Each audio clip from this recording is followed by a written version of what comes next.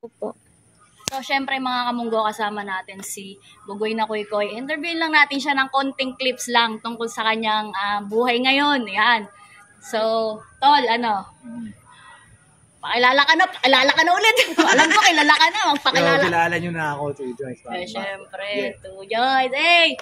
Tatanong ko lang, Tol, masaya ba yun, dalawa asawa, gano'n? Oh no. Dalawang asawa, masaya? Oo. Para sa akin, masaya pa. Blessing yun siya mula sa taas. Dahil yung ibang lalaki, kaya naman nila makipag-sex sa maraming babae, pero hindi sila nabibless ng mga loyal na babae. Seryoso ba yung gano'n na talagang pag dalawa bless? Well, kasi hindi naman ibibigay din sa yun eh. Like, hindi ba mahirap magkaroon ng loyal na babae? Madaling makipag-sex sa ibang babae, pero yung makakuha ka ng loyal na babae at dalawa pa, para sa akin blessing yun. Pero silang dalawa magkaiba ng kakayanan. Yes, magkakaiba sila ng kakayanan. Oo, so parang sa tingin ko naman mukhang masaya kayo, no? Masaya talaga. Pero kung tatanungin, gusto mo pa bundagdagan? Well, kung yun ang ibibigay sa akin ng universe, Hey! hindi ako tatanggi. Gusto pa dagdagan! Siyempre, mas maraming babae, mas maraming blessing! The more the merrier. Yes! At saka, Tol, ito pa, siyempre, bilang babae, bakit pag kami dalawa, asawa or tatlo, hindi pwede? Bakit pag kayo pwede? Yun lang gusto ko kanina tanungin eh. Mm-hmm. Ay, yun magandang tanong yun. Pero, kasi since unang panahon pa lang, hindi pinapalakpakan ang babaeng maraming lalaki. Since day one pa lang. Walang pumapalakpak, walang naielib dun eh. Pero ang lalaking maraming babae, napapalakpakan. Kasi mas mahirap gawin para sa amin yun eh. Kayo madali lang yun eh. Madali lang gawin yun para sa inyo yun eh. Anything na madali, hindi na-elib yung mga tao. Anything na mahirap, kung nagawa mo, may elib yung mga tao. Di ba nga sabi nila, pag kaya nyo, kaya rin namin? Actually, hindi talaga eh. Hindi, paano mo nasabi? Ako, aminado ako na marami rin kayong kayang gawin na hindi namin kayang gawin. So, marami rin kaming kayang gawin na hindi nyo rin kayang gawin. So, hindi yun kung kaya namin, kaya nyo rin. Yun ang hindi reality. Ako tanggap ko na marami kayong kayang gawin na hindi namin kayang gawin.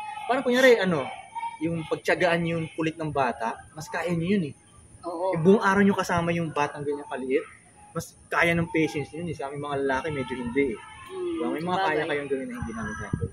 Pero dahil nasabi mo nga yung tungkol sa bata, total mo hindi, doon sa bata, meron ka bang plan na mag-anak? Siyempre, dalawa yan. O paano mo pagsasabay kung pareho silang nabuntis?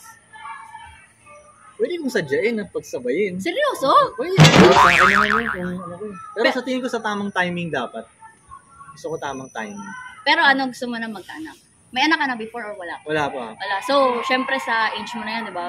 Parang gusto mo na rin. Or na mo pa yung famosity mo na sa Bugoy na parang ito pa yung gusto ko, ayoko muna mag-anak, ganun. Hindi ko ako personal. Ako ayoko mag-anak eh. Personal ako lang, hindi ako mag-aanak. Ayaw mo talaga? Wala akong isipin, parang gano'n. Pero dahil naiintindihan ko ang mga babae din, na bandang huli, doon lang yung sinasasaya eh. At kung hiniling din nila sa akin yun, kaya ginawa naman nila lahat para sa akin, para makatulong sa akin, tapos yun ang hiling nila sa akin bandang huli, ibibigay ko rin yun. Kung binuhos nila lahat para sa akin, di ba? Oo. Ano lang naman yun. Pero sa ngayon, hindi pa sila umiling. Minsan paparinig sila ganyan. Pero alam din naman nila na hindi pa tamang timing. Teka, matanong ko lang Ito, hindi naman sa syempre. Nasa tayo eh. Pag, walang alam basta syempre mag-asawa eh. Oh, let's go. Pinagsasabay mo silang dalawa? Nagagawa namin yung mga yun, pero hindi ko siya ganong gusto. Okay. Kasi mas madali pag one-on-one lang. Tsaka mas quality time para sa kanila yun. So paano yan? Monday, Tuesday, paano ba? Paano setup? Nagtanong ako, para alam natin, di ba? Alam natin mga setupan para pag nagganon ako, alam ko yung setup. So, kung yung katabi ko ngayon yung isa, bukas naman yung isa naman, tapos yung sunod na araw yun. So alternate. Tapos pagpapahinga rin ako. May pahinga rin. Napapagod ka rin. Hindi yung kada tabi namin may magsisex kami. Tagang banding lang minsan. Kailangan din yun eh, no? Hindi, minsan maganda rin na huwag mag-ganun. Parang banding lang. Yeah. Pero yun nga, may time din na talagang nagsasabay sila. Ginagawa ko yung mga ganun. Pag gugustuhin mo, no? Oh. Pero ikaw yung parang bossy-bossy nila. Hindi naman, walang ganun level. Parang Hindi, ganun. pantay. Hindi, tama. Tama, Yun. ikaw talaga. Oo, tama. Kailangan talaga, sa team, kailangan may maging leader sa isang team. Walang team na walang leader. Sa bagay, Yun para, yung team. oo, para yung flow nung ano, di ba? Para iisa lang yung utak. Yung direction, no? Oo, iisa lang yung direction. Hindi yung magulo. Sa bagay, tama ka dyan. Yeah. Alam mo, sa totoo lang, marami akong natutunan sa'yo. Ang lalaki pala eh, no?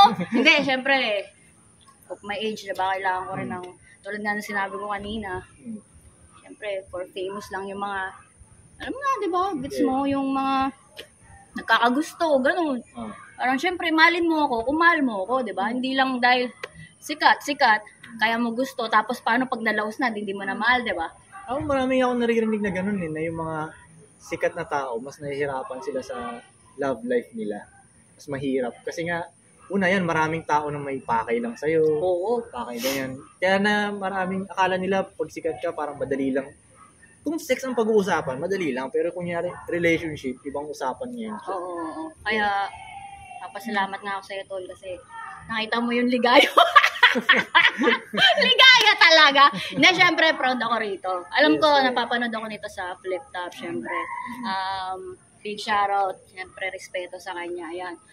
Kasi yung ano ko, yung heart in the bombristic. Ah, ganun? Okay. Sundan nyo to, si Mongo Queen.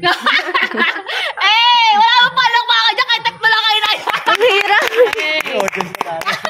Salamat talaga. Yeah, salamat. Pagka ano, matantayin nyo kanta namin. Salamat.